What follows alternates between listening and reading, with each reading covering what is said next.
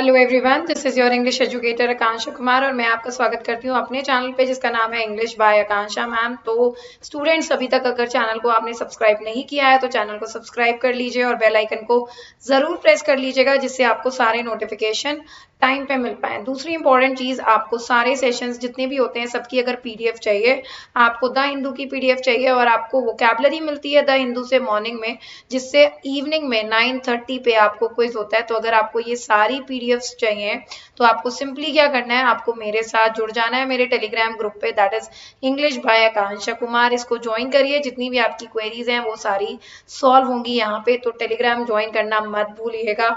Again मैं बोल रही हूँ गाइज, आप तो चैनल सब्सक्राइब कर ही लो और अपने फ्रेंड्स को भी बोल दो कि इस चैनल को सब्सक्राइब कर लें, बेल आइकन को प्रेस कर लो जिससे कि आपको सारे नोटिफिकेशन मिल पाए, क्योंकि बहुत ही इंपॉर्टेंट सेशंस आगे फ्यूचर में आने वाले हैं। जैसे आज का सेशन बहुत ही ज्यादा इंपॉर्टेंट है। आज हम लोग बात करेंगे डिस्क्रिप्टिव एग्जाम की, जो कि एसएससी, सीजीएल और सीएचएसएल में होता है। ठीक है, इसके अलावा एमटीएस एक और ऐसा एग्जाम है एसएससी का जहां पे आपसे डिस्क्रिप्टिव एग्जाम या डिस्क्रिप्टिव चीजें लिखवाई जाती हैं। तो हम लोग प्रिपरेटर स्ट्रैटेजी के बारे में पढ़ेंगे, प्रिपरेशन कैसे करनी है, क्या होनी चाहिए, क्योंकि काफी सारे बच्चे टीयर 1 क्लियर कर लेते हैं सीएचएसएल का या सीजीएल का टीयर 2 क्लियर कर लेते हैं, बट उनको ये नहीं पता होता कि डिस्क्रिप्टिव एग्जाम में क्या आएगा या क्या लिखना है या किस तरीके से लिखना है। तो इसी कंफ्यूजन को दूर करने के लिए एक शॉर्ट वीडियो मैं आपके लिए लेके आई हूँ, क्योंकि काफी दिनों से काफी सारे स्टूडेंट्स की डिमांड आ रही थी, मैम डिस्क्रिप्टिव पे भी सेशंस करिए। तो ये पहला सेशन है, इसके बाद भी हम लोग सेशंस करते रहेंगे धीरे धीरे। तो पहला सेशन जिसमें हम बात कर रहे हैं कि what should be the preparation strategy for your descriptive exam. तो सबसे पहले समझ लेते हैं एसएससी के एग्जाम का नेचर क्या है, क्योंकि आज हम लोग केवल इंट्रोडक्शन कर रहे हैं। तो एसएससी के 3 एग्जाम जिसमें हम बात कर रहे हैं सीएचएसएल टीयर 2 की, जिसमें हम डिस्क्रिप्टिव लिखते हैं, सीजीएल टीयर 3 जिसमें हम डिस्क्रिप्टिव पेपर लिखते हैं, और उसके अलावा एमटीएस एक और ऐसा एग्जाम है जिसमें डिस्क्रिप्टिव पेपर आता है या डिस्क्रिप्टिव चीजें पूछी जाती हैं। तो अपकमिंग मंथ में वो चीजें होने वाली हैं। तो गाइस, डरना नहीं है, घबराना नहीं है, छोटी छोटी सी चीजें, छोटे छोटे से प्रिकॉशंस अगर आप लोगे तो आप अपना डिस्क्रिप्टिव एग्जाम बहुत अच्छे से कर पाओगे, उसको अटेम्प्ट कर पाओगे और अच्छा स्कोर कर पाओगे। तो सबसे पहली चीज, डिस्क्रिप्टिव एग्जाम का पैटर्न क्या होता है। तो ये इंपॉर्टेंट एग्जाम इसलिए होता है जिससे ये पता लगाया जा सके कि राइटिंग स्किल्स कैसी हैं, भाई रिटन स्किल्स कैसी हैं आपकी। भाई लॉजिकल स्किल्स तो उन्होंने टीयर 1 में या टीयर 2 में देख ली कि आप किस क्वेश्चन का किस तरीके से आंसर देते हो, आपने जितना पढ़ा है वो आपको समझ में आया या नहीं आया। आप यहाँ पे ये लोग देख रहे होते हैं कि आप चीजें लिख पाओगे या नहीं लिख पाओगे, क्योंकि जब आप डिपार्टमेंट में जाओगे तो आपको काफी सारी एप्लीकेशंस, काफी सारे मेमोज वगैरह, नोटिसेस वगैरह लिखने होंगे, लेटर्स वगैरह लिखने होंगे। तो इनको यहाँ पे ये चेक करने में आसानी होती है डिस्क्रिप्टिव पेपर के थ्रू कि आपके रिटन स्किल्स कैसी हैं। अब ये पेपर जो है हिंदी अंग्रेजी दोनों में होता है, तो टेंशन लेने की कोई जरूरत नहीं है। भाई कुछ बच्चे कहते हैं मैम हमें तो इंग्लिश आती नहीं है, तो भाई हिंदी में लिख दो, ठीक है। पेपर में एक ऐसे आता है, ठीक है, जिसको आपको 200 से 250 वर्ड के बीच में लिखना होता है, और लेटर या एप्लीकेशन आती है जो 150 से 200 वर्ड के बीच में लिखनी होती है। तो अगेन वर्ड लिमिट का बहुत ख्याल रखिएगा इसमें, क्योंकि वर्ड लिमिट कम होगी तब भी नंबर कटेंगे और वर्ड लिमिट एक्सीड होगी तब भी आपके नंबर कटेंगे। वर्ड लिमिट से ज्यादा लिखोगे तब भी वो इंप्रेशन गलत देता है। तो इंपॉर्टेंट जो पॉइंट्स हैं वो याद रखिए। 60 मिनट का टाइम मिलता है आपको, ध्यान रखो, 60 मिनट का टाइम मिलता है नॉर्मल एक बच्चे को, जिसमें कि वो 100 मार्क्स का पेपर अटेम्प्ट करता है।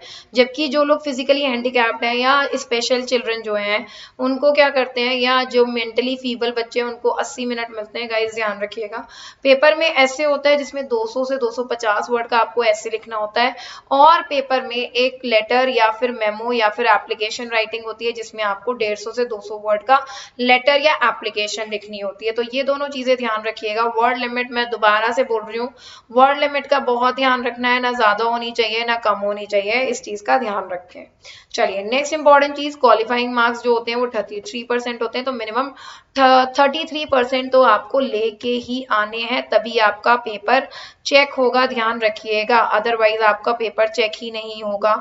Performance in descriptive paper would be included for preparing merit.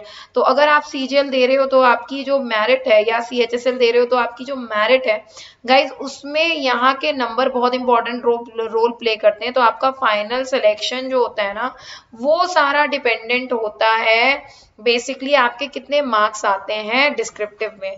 काफी बच्चों के डिस्क्रिप्टिव में मार्क्स कम रह जाते हैं तो हो सकता है उनका सिलेक्शन, फाइनल सिलेक्शन ना हो। काफी बच्चों के मार्क्स अच्छे आ जाते हैं तो उनका फाइनल सिलेक्शन इंश्योर हो जाता है। पेपर रिटन होता है, ठीक है गाइज, इसको हिंदी और इंग्लिश दोनों में लिख सकते हैं, तो आपको टेंशन लेने की जरूरत नहीं कि भाई मैम इंग्लिश तो आती नहीं है, इंग्लिश में सेंटेंस नहीं आते, इंग्लिश वीक है। तो वो बच्चे जिनको इंग्लिश वीक लगती है तो गाइज आपको टेंशन लेने की जरूरत नहीं है, हिंदी तो अच्छी होगी ना, हिंदी में लिखो, ठीक है। Part paper will be in Hindi and part in English will not be evaluated। मान लो लेटर अगर आपने इंग्लिश में लिख दिया है और अगर ऐसे आपने हिंदी में लिख दिया है तो ऐसा पेपर जो है वो इवेल्युएट नहीं होगा। लैंग्वेज जो होनी चाहिए वो पेपर में थ्रू आउट सेम रहनी चाहिए। या तो आप पूरा पेपर इंग्लिश में लिखोगे या पूरा पेपर हिंदी में लिखोगे, ऐसे तेज बन के काम नहीं करना है कि आधा तो इंग्लिश में लिख देंगे आधा हिंदी में लिख देंगे काम हो जाएगा। No no no, this will not do. तो गाइज ये इंपॉर्टेंट चीज है, जो बच्चा अक्सर गलती करके आता है तो इसको आपको बहुत ही ध्यान रखना है। अब देखो टिप्स, थोड़ी थोड़ी टिप्स क्या है, देखो आप प्रिपरेशन टिप्स क्या होनी है, आपको क्या करना है, आपको न्यूज़पेपर पढ़ना है। तो मैं अपने ग्रुप पे आपको न्यूज़पेपर देती हूँ द हिंदू, तो द हिंदू आपको पढ़ना है, जहाँ से आपको बेसिकली क्या करना है, डेटास कलेक्ट करने हैं कि भाई किस टॉपिक में क्या क्या चीजें हुई थी, क्योंकि ज्यादातर जो लेटर या ऐसे आते हैं वो करंट अफेयर से ही आते हैं, ठीक है। करंट में कोई भी जो सिनेरियो चल रहा होता है, ठीक है, या कोई भी घटना हुई होती है उससे रिलेटेड ही चीजें आपको आती हैं।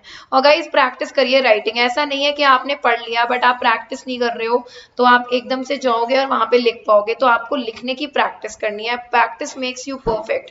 प्रैक्टिस हमेशा आपको परफेक्ट बनाती है, तो प्रैक्टिस करना बहुत ज्यादा रिक्वायर्ड है। Try first to form your argument on the basis of topic, then put your idea in a logical order. तो गाइज एक लॉजिकल ऑर्डर में आपको अपने ना चीजें वहां पे लिखनी होती हैं। ऐसा नहीं है कि आपको 4 चीजें याद आई तो आपने सारी चीजें लिख दी, आपने कंक्लूजन पहले लिख दिया, रिजल्ट पहले लिख दिया, प्रॉब्लम बाद में लिखी, तो ऐसा नहीं करना है। एक लॉजिकल ऑर्डर में चीजें लिखनी है, जैसे हम कहानी सुनना पसंद करते हैं ना कि भाई ऐसे कहानी शुरू हुई फिर ये हुआ फिर वो हुआ, तो इस तरह की चीजें होती हैं। और बहुत ही इंपॉर्टेंट चीज जो मैं आपको बता रही हूँ काफी टाइम से कि भाई आपको वर्ड लिमिट पे स्टिक रहना है, वर्ड लिमिट ज्यादा नहीं होनी चाहिए और कम नहीं होनी चाहिए। और देखिए राइटिंग पेपर होता है बट ग्रामर का इंपॉर्टेंट रोल होता है। अगर आप एरर्स करोगे वहां पे, स्पेलिंग मिस्टेक करोगे, है ना, गलत लिखोगे या फिर गंदी राइटिंग लिखोगे तो वहां पे गाइज आपको क्या होगा, मार्क्स कटेंगे। वंस यू फिनिश राइटिंग तो आप ये इंश्योर करिए, चेक फॉर ग्रामेटिकल एरर्स, कोई आपने ग्रामर तो नहीं गलत करी है, रिपीटिशन तो नहीं हुआ है, और स्पेलिंग मिस्टेक, इसके भी मार्क्स आपके कटते हैं। तो guys grammar is very important. तो जितने हम लोगों ने चीजें पढ़ ली हैं वो पढ़िए, उसके अलावा जैसे आपको पता ही है 5 बजे डेली ब्रह्मा सीरीज चल रही है, उसमें हम ग्रामर पढ़ रहे हैं, तो वहां पे भी आप मेरे साथ ग्रामर पढ़ सकते हो। ये ब्रह्मा सीरीज उन बच्चों के लिए 2020-21 के एग्जाम के लिए जो प्रिपेयर कर रहे हैं। तो गाइज आइए जल्दी से एक इंसाइट ले लेते हैं, लेटर राइटिंग किस तरीके से करनी है। बाकी डिटेल में मैं इसके लिए कुछ सेशन आपके लिए लेके आऊंगी। तो गाइज देखिए भाई, there are several type of letters, जैसे एप्लीकेशन लिखने को बोला जाता है, अप्रिसिएशन, किसी की तारीफ करना, ठीक है, उसके लिए आप लेटर देते हो, इंक्वायरी करना, रिक्वेस्ट करना, कंप्लेन करना, रिकमेंडेशन, सेल्स के लिए लेटर लिखा जाता है, प्रमोशन के लिए लेटर लिखा जाता है, वेलकम के लिए, इन्विटेशन के लिए लेटर लिखा जाता है। तो काफी तरह के लेटर्स एसएससी एग्जाम्स में आ सकते हैं। जनरली यहाँ पे 2 तरह के लेटर्स कवर होते हैं, फॉर्मल जो आप ऑर्गेनाइजेशन को लिखते हो, सीनियर को लिखते हो, कलीग को लिखते हो, जिसमें हम बिल्कुल फॉर्मल बातें करते हैं, ठीक है, और एक इनफॉर्मल लेटर्स जो आप अपने रिलेटिव को लिख सकते हो, ठीक है, अपने फ्रेंड्स को लिख सकते हो, वो इनफॉर्मल लेटर होते हैं। वहां पे जो लैंग्वेज होती है वो थोड़ी सी इनफॉर्मल होती है, गाइज ध्यान रखिएगा। वहां पे आप नॉर्मल जो आपके साथ चीजें हुई हैं, घटनाएं हुई हैं, या आप अपना एक्सपीरियंस शेयर करना चाहते हो, तो ये सारी चीजें हम अपने फ्रेंड्स, रिलेटिव, पेरेंट्स के साथ शेयर कर सकते हैं, ब्रदर सिस्टर के साथ शेयर कर सकते हैं। तो बट ज्यादातर अगर हम एसएससी की बात करें तो फॉर्मल लेटर्स ही आते हैं एसएससी में, गाइस ध्यान रखो। इनफॉर्मल लेटर बहुत ही कम आते हैं, ये ध्यान रखिएगा। और भाई लेटर के लिए आपको क्या करना है, आपको करेक्ट फॉर्मेट का यूज करना है, जो कि वेल प्रेजेंटेड हो। ऐसा नहीं है कि हौच पौच कर दिया आपने, ऐसा नहीं है कुछ ऊपर कर दिया कुछ नीचे कर दिया, काट दिया, कोई चीज गलत कर दी उसको काट दिया। तो गाइज फॉर्मेट बहुत इंपॉर्टेंट होता है और प्रेजेंटेशन बहुत इंपॉर्टेंट होती है। अब आप ही देखो ना, आपके सामने खाना है और वो बहुत अच्छे से सजा हुआ हो तो उसको खाने का मन और ज्यादा करता है, जबकि क्या हो एक ही जगह पे आपको रोटी चावल दाल वगैरह रख के दे दिया तो उसको शायद खाने का भी मन नहीं करता। भाई जो भी चीजें लिखी होनी चाहिए वो रेलेवेंट होनी चाहिए, शॉर्ट होनी चाहिए, टू द पॉइंट होनी चाहिए। लेटर में आप बिल्कुल कंसाइज चीजें लिखोगे, टू द पॉइंट चीजें लिखोगे, क्योंकि लेटर शॉर्ट होता है, 100 से 150 वर्ड का होता है, तो जो रेलेवेंट चीजें हैं ना वो लिखनी है आपको, ऐसे इधर उधर की बातें नहीं करनी है। क्योंकि फॉर्मल लेटर की बात कर रहे हैं, फॉर्मल लेटर हमेशा पोलाइट होता है। अगर आप कंप्लेन भी कर रहे हो तो भी आपको बहुत पोलाइट वर्ड का यूज करना है। I request you to reconsider your behaviour, I request you to talk to the employee कि वो ऐसा बिहेवियर क्यों कर रहा है लोगों के साथ। तो भाई आप इस तरह से लिख सकते हो, हिंदी में लिख सकते हो आप कि आप वहाँ के मैनेजर हो, आपको अपने कर्मचारी को समझाना चाहिए कि वो लोगों से थोड़े सभ्य तरीके से बात करे। तो आपको हमेशा पोलाइट हम्बल तरीके के वर्ड्स वहाँ पे यूज करने हैं, हार्श वर्ड्स का यूज हम नहीं करेंगे लेटर में। गाइज फॉर्मेट देख लीजिए किसी भी लेटर का किस तरीके से होगा। सबसे पहले आप अपना जो सेंडर होता है, जैसे मैं लेटर भेज रही हूँ, मैं अपना एड्रेस लिखूंगी, उसके बाद मैं डेट मेंशन करूंगी, फिर रिसीवर का एड्रेस लिखा जाएगा और उसके बाद मान लो आप लड़के को भेज रहे हो तो सर लिखोगे, लड़की को भेज रहे हो तो मैडम लिख सकते हो, या डियर सर डियर मैडम लिख सकते हो।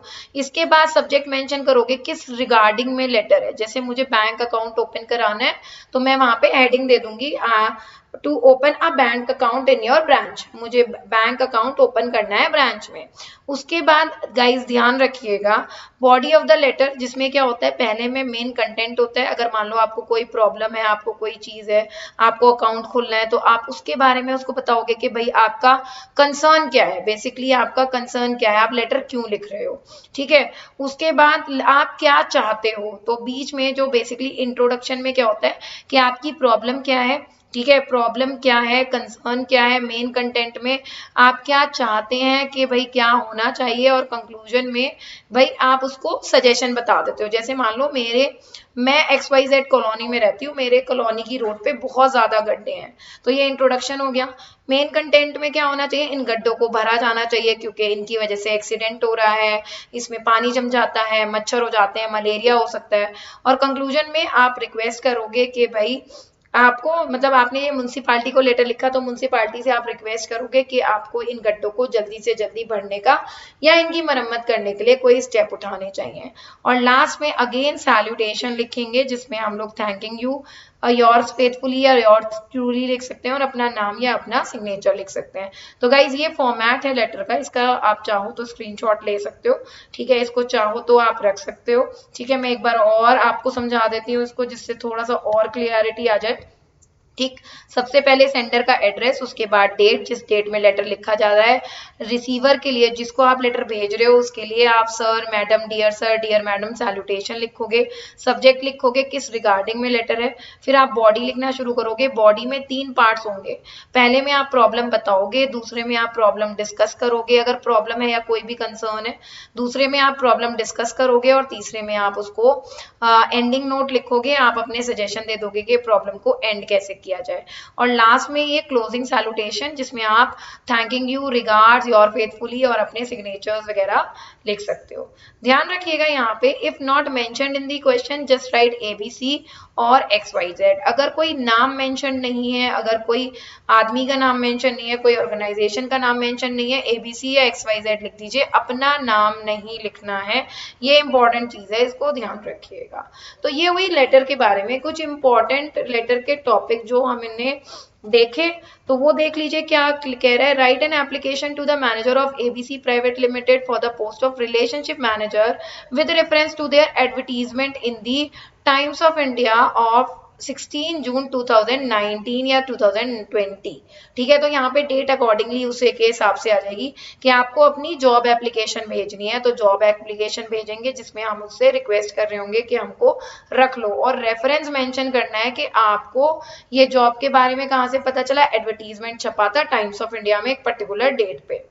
अब दूसरा लेटर किस तरीके का आ सकता है, you are an UPSC aspirant, आप यूपीएससी एस्पिरेंट हो, write a inquiry letter regarding coaching classes timing and course detail to the director of a reputed institution. तो गाइज आप लोग कोचिंग करना चाहते हो तो कोचिंग कैसे होगी, कहाँ होगी, किस तरीके से होगी, उसकी जानकारी हासिल करने के लिए आप एक इंस्टीट्यूट को आप एक इंक्वायरी लेटर लिखोगे जिसमें आप उनसे जानकारी मांगोगे।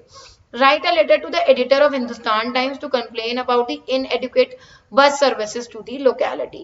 तो भाई क्या होता है, इस तरह के लेटर्स जब हम लिखते हैं ना, नॉर्मली भी लोग लिखते हैं इस तरह के लेटर्स न्यूज़पेपर को, तो वो आर्टिकल्स वगैरह छापते हैं कि भाई यहाँ पे गंदगी है, यहाँ पे ये चीज की कमी है, तो आपको अपने एरिया के बारे में बताते हुए, प्रॉब्लम डिस्कस करते हुए आपको एक लेटर लिखना है जिसमें आप प्रॉब्लम से क्या और चीजें कॉज हो रही हैं और इस प्रॉब्लम को कैसे इराडिकेट किया जाए, ये सारी चीजें आप एडिटर को लिख के भेजोगे। Write a letter to the director of municipal corporation Mumbai east. अब देखो मुंबई ईस्ट दे दिया है तो आपको ध्यान में रखना है मुंबई ईस्ट की बात करनी है। To complain against the street light in our locality, कि स्ट्रीट लाइट नहीं जल रही है या स्ट्रीट लाइट है ही नहीं, उनके बारे में कंप्लेन करते हुए आपको यहाँ पे लेटर लिखना है। और याद रखिएगा म्युनिसिपल कॉर्पोरेशन कहाँ की है, ईस्ट मुंबई की म्युनिसिपल कॉर्पोरेशन है। You are head of women council in your organization. Write a formal letter to the head of human resource। ठीक है, head of human resource को आपको एक लेटर लिखना है कि भाई विमेन के लिए आप क्या क्या इंपॉर्टेंट चीजें कर सकते हो, विमेन के लिए क्या क्या आप, विमेन एम्प्लॉय के लिए क्या क्या आप और बढ़िया रूल्स और रेगुलेशन बना सकते हो। तो ये सारे लेटर्स इस तरीके के आ सकते हैं। तो आप देख रहे हो फॉर्मल लेटर्स ज्यादा पूछे जाते हैं, बस आपको पता होना चाहिए क्या लिखना है क्या नहीं लिखना है, और एक जो फॉर्मेट मैंने आपको बताया था उसमें उन चीजों को आपको फिल कर देना है। तो गाइज अगर सेशन अच्छा लग रहा हो तो एक बार लाइक और शेयर कर दो और मेरे चैनल को सब्सक्राइब करना मत भूलना। That is English by Akanksha ma'am. Next जो चीज पूछी जाती है, ऐसे पूछा जाता है, अगेन बहुत ही ज्यादा स्कोरिंग होता है ऐसे। कॉमन टिप्स ऑन ऐसे, सबसे पहली चीज स्ट्रक्चर की बात कर लेते हैं। 3 पार्ट में कोई भी ऐसे जो है वो हम ब्रेक कर सकते हैं, 3 पैराग्राफ में, 3 से 4 पैराग्राफ में कोई भी ऐसे लिखा जा सकता है। पहला वाला इंट्रोडक्टरी होता है। मान लो अगर हम ग्लोबलाइजेशन के बारे में लिख रहे हैं तो ग्लोबलाइजेशन क्या है, ग्लोबलाइजेशन कैसे हो रही है, ठीक है, ये सारी चीज। फिर इस सेकेंड पार्ट जो होता है दैट इज बॉडी पार्ट, जिसमें हम प्रोज एंड कॉन्स डिस्कस करते हैं, डिटेल्स डिस्कस करते हैं, टॉपिक से रिलेटेड और बाकी चीजें डिस्कस करते हैं। और लास्ट जो होता है दैट इज कंक्लूडिंग पैराग्राफ, आप एक कंक्लूजन लिख देते हो। तो सेम लेटर की तरह ही चलेगा, बट यहाँ पे क्योंकि इंफॉर्मेशन या डेटा अलग तरीके का यूज होगा तो उसको अलग तरीके से हमें क्या करना पड़ेगा, पूरे के पूरे डेटा को अरेंज करना पड़ेगा। तो पहला इंट्रोडक्शन कि हमारा, जैसे मान लो हमारा ऐसे है पॉवर्टी के बारे में, पॉवर्टी कितनी है, पॉवर्टी कैसे होती है, पॉवर्टी के दुष्परिणाम क्या है, पॉवर्टी अच्छी है बुरी है, वो सारी चीजें आप सेकेंड पैराग्राफ में लिखोगे। पॉवर्टी से नुकसान क्या हुआ और उसको इराडिकेट कैसे कर सकते हैं, गवर्नमेंट क्या स्टेप ले रही है, हम अपनी तरफ से क्या कर सकते हैं, this should come in the last paragraph. तो गाइज ये स्ट्रक्चर ऑफ द पैराग्राफ है। कुछ और टिप्स ध्यान रखिएगा, कंसाइज रखना है, ज्यादा इधर उधर की बातें नहीं करनी है।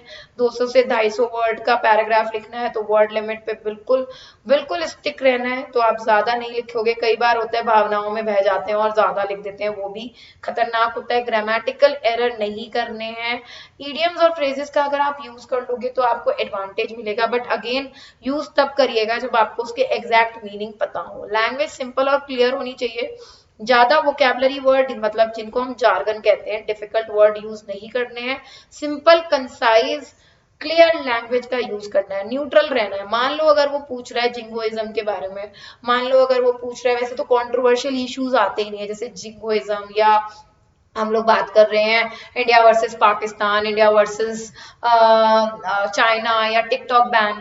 तो कई बार होता है, जैसे मान लो मैं टिकटॉक बनाती हूँ या आप टिकटॉक बनाते थे, आपको पैसा आ रहा था, टिकटॉक बैन होने से नुकसान हुआ है, बट आपको ना नेगेटिव नहीं होना है ना पॉजिटिव होना है, आपको न्यूट्रल रहना है। तो ऐसे जो कॉन्ट्रोवर्शियल टॉपिक्स हैं, ऑल्दो आते नहीं है ऐसे कॉन्ट्रोवर्शियल टॉपिक, बट आपको ना थोड़ा सा उस पर न्यूट्रल रहना है। Stick to the word limit, जैसा मैं आपको बताती आ रही हूँ, वर्ड लिमिट पे स्टिक रहिए। वर्ड लिमिट बिल्कुल इंपॉर्टेंट होती है, वर्ड लिमिट पे स्टिक रहना चाहिए। तो गाइज इस तरह के कुछ एसेज आपके पास आ सकते हैं। देखो role of women in arm force इसी साल हुआ है कि कुछ बेसिकली पोस्ट पे महिला भर्ती भी अब रजामंदी हो गई है, तो उसके बारे में बिल्कुल आ सकता है। Impact of modern technology on farming, जैसे अभी फार्मर बिल आया था तो उसके बारे में आ सकता है। ग्लोबलाइजेशन वर्सेस नेशनलिज्म, तो ये वोकल फॉर लोकल वाला जो हिसाब किताब था कि भाई ग्लोबलाइजेशन हम फॉरेन ब्रांड्स पहन रहे हैं और नेशनलिज्म हम लोकल ब्रांड्स पहनेंगे। ओवर पॉपुलेशन इन इंडिया, तो भाई अभी खूब इस पे हंगामा हुआ था कि भाई बच्चों की संख्या को रिस्ट्रिक्ट किया जाए। तो जो 2 चाइल्ड पॉलिसी वाली बात चल रही थी। पबजी एडिक्शन बैन हुआ है, पबजी टिकटॉक बैन हुआ है, तो भाई उसके हार्मफुल इफेक्ट क्या हुए थे बच्चों पे। एडवर्स इफेक्ट ऑफ इंटरनेट के एडवर्स इफेक्ट क्या है, और कोविड अ रोड मैप और टू रिकवरी। तो आपको पूरी कोविड की जर्नी बतानी है कि फरवरी में शुरू हुआ था और अब तक क्या हाल चल रहा है। इंडिया में तो थर्ड वेव शुरू हो चुकी है, अभी रिकवरी तो नहीं हुई है। जब तक बेसिकली वैक्सीन नहीं आ जाती तो रिकवरी के कोई चांसेस ही नहीं है, तो केसेस भी बढ़ रहे हैं। तो ये सारी चीजें, ये इंपॉर्टेंट टॉपिक है। अब गाइज अगले सेशन में हम लोग क्या करेंगे, बेसिकली अगले सेशन में हम या तो लेटर या फिर ऐसे का एक सेशन करेंगे और उसमें मैं बताऊंगी किस तरीके से आपको लेटर और ऐसे लिखने हैं। तो गाइज देखें प्रीवियस ईयर में किस तरह के लेटर वगैरह आए थे, तो थोड़ा सा आपको आइडिया मिलेगा क्या क्या चीज आई। तो सीजीएल टीयर 3 डिस्क्रिप्टिव पेपर 2018 जो कि 2019 को हुआ, यहाँ पे आया इंपॉर्टेंस ऑफ, देखिएगा यहाँ पे आया importance of education in present time. Easy है, आराम से कर सकते हो कि भैया आज के टाइम में एजुकेशन क्यों इंपॉर्टेंट है। 250 वर्ड लिमिट आई और 50 मार्क्स का ऐसे आया। लेटर में क्या आया, यू आर सुनीता सुनील। तो गाइज यहाँ पे आंसर लिखा हुआ, मतलब नाम लिखा हुआ था, resident of Gandhi road Dwarka. अब ये भी दिया हुआ है दिल्ली की रेजिडेंस है। Write a letter to manager GD restaurant complaining about their poor service and quality of food. 150 word का लेटर लिखना था, कंप्लेन करनी थी खाना बहुत बेकार है। अगेन 50 मार्क्स का। तो देखो भाई 100 मार्क्स का पूरा पेपर आया, 2 चीजें लिखने को आई। आराम से 60 मिनट 1 घंटा बहुत होता है। बस ये होता है जो प्रैक्टिस करा हुआ होता है बच्चा वो अच्छे से लिख के आता है, जिसने प्रैक्टिस नहीं करी होती वो अच्छे से लिख के नहीं आता। तो गाइज ये देखो जरा 2017 का पेपर है, 8 अगस्त 2017। अब अगेन देखो डिमोनेटाइजेशन हुआ था उस टाइम पे, ठीक है, डिमोनेटाइजेशन हुआ था 2016 में, तो उसके बारे में पूछा गया how far demonetisation has achieved it's objective. तो हुए थे या नहीं हुए थे, ये आपको लिखना था। अगेन 250 मार्क्स का आया। अज्यूमिंग यू आर रजनी और राजन, अकॉर्डिंगली फीमेल है तो रजनी लिखेगी, मेल है तो राजन लिखेगा। You have selected as marketing manager in a public enterprise and have to join immediately. Write a letter to your senior to extend the date of the joining. 150 word का। तो भाई request करनी थी कि मेरी डेट ऑफ ज्वाइनिंग को क्या कर दिया जाए, एक्सटेंड कर दिया जाए आगे। मान लो 10 दिसंबर से ज्वाइन होना था, ठीक है, तो उसको 30 दिसंबर या कुछ भी कर दिया जाए, वो आपके ऊपर होगा। आपको पता होगा भाई अगस्त की बात कर रहे हैं तो सितंबर की डेट्स चलनी थी यहाँ पे। तो ये इजी क्वेश्चन। थर्ड देखिएगा, थर्ड सैंपल जो कि आया 2016 में, 2017 में पेपर हुआ था 2016 का। तो अर्थक्वेक आया था उस टाइम पे, बहुत सुनामी वुनामी टाइप की चीज हुई थी इससे पहले वाले साल में। तो गाइस देखिएगा, in the event of earthquake for your safety what should be, what you should do and what you should not do। तो भाई देखो यहाँ पे हम क्या कर रहे हैं, यहाँ पे हम डिजास्टर मैनेजमेंट की बात कर रहे हैं कि भाई जब अर्थक्वेक हो जाता है, ड्रिल होती है ना स्कूल वगैरह में, अगर वो ध्यान से की होंगी तो बिल्कुल गाइज ये वाला क्वेश्चन आप करके आए होगे कि क्या करना चाहिए क्या नहीं करना चाहिए, इधर उधर नहीं भागना चाहिए, पैनिक नहीं होना चाहिए, बाहर निकल के आ जाना चाहिए, अगर बाहर नहीं निकल पा रहे हो बिल्डिंग से तो टेबल के नीचे छुप जाना चाहिए, ठीक है। तो ये सारी चीजें आपको यहाँ पे लिखनी थी। अज्यूमिंग यू आर सुरेश और Seema, write a letter to your younger brother highlighting the distinct benefit and shortcoming of computer based test for multiple choice objective question। तो although ये अपने ब्रदर को लिख रहा है तो थोड़ा सा इनफॉर्मल होगा, बट ये यहाँ पे इसने जो टॉपिक दे दिया है थोड़ा फॉर्मल है। आपको बेनिफिट्स बताने हैं कि भाई कंप्यूटर बेस्ड टेस्ट क्यों इंपॉर्टेंट है, क्यों अच्छे हैं, क्या फायदा है। तो सबसे इंपॉर्टेंट चीज चीटिंग नहीं हो सकती उसमें, ठीक है, और जैसे पेपर आउट नहीं हो सकता। तो ये सारी चीजें आपको लिखनी थी। तो ये चीजें आई आपके प्रीवियस ईयर में। तो गाइज देख रहे हो आप कितने कॉमन टॉपिक आते हैं। तो गाइज टेंशन मतलब, और भी हम लोग बहुत सारे यहाँ पे सेशन लेके आते रहेंगे। बस चैनल को सब्सक्राइब कर लो और बेल आइकन को बिल्कुल प्रेस कर लो जिससे आपको सारे नोटिफिकेशन मिल पाए। और आपको क्या करना है गाइज, यहाँ पे इम्पोर्टेंट जो चीज है वो ये है, आपको मेरा टेलीग्राम ज्वाइन कर लेना है जिसपे मैं आपको बहुत सारे नोट्स देने वाली हूँ। डिस्क्रिप्टिव पेपर के भी और CGL 2020 के लिए जो हम ब्रह्मर्ष श्रृंखला कर रहे हैं उसके भी, 2021 के लिए जो हम ब्रह्मर्ष श्रृंखला कर रहे हैं उसके भी नोट्स आपको यहाँ पे मिलेंगे। क्विज होता है डेली रात को 9:30 बजे, तो क्विज भी ज्वाइन करिए। वो कैप क्विज होता है, तो वोकैबुलरी को और ज्यादा स्ट्रॉन्ग बनाइए, स्ट्रेंथन करिए और फोर्टिफाई करिए। तो कुछ नहीं करना गाइस, केवल सिंपली आपको मेरा चैनल जो है that is English by Akanksha ma'am खुद भी ज्वाइन करना है, अपने फ्रेंड्स को भी बोलना है इसको सब्सक्राइब कर लो, जिससे कि आपको सारी अपडेट्स मिल पाए। बेल आइकन प्रेस कर लो और सेशन को लाइक और शेयर कर दो, जिससे बच्चों तक ये सेशन पहुंच पाए और बच्चों को ये चैनल सब्सक्राइब करने के बेनिफिट्स पता लगे। तो अगर आपको अप टू डेट रहना है, पता लगाना है कि भाई SSC क्या ला रहा है, क्या चीजें हो रही हैं और चैनल पे क्या इंपॉर्टेंट चीज चल रही है, आपको केवल चैनल को सब्सक्राइब कर लेना है गाइज। तो आज के लिए इतना ही। Thank you so much for attending the session. Bye and have a great day ahead.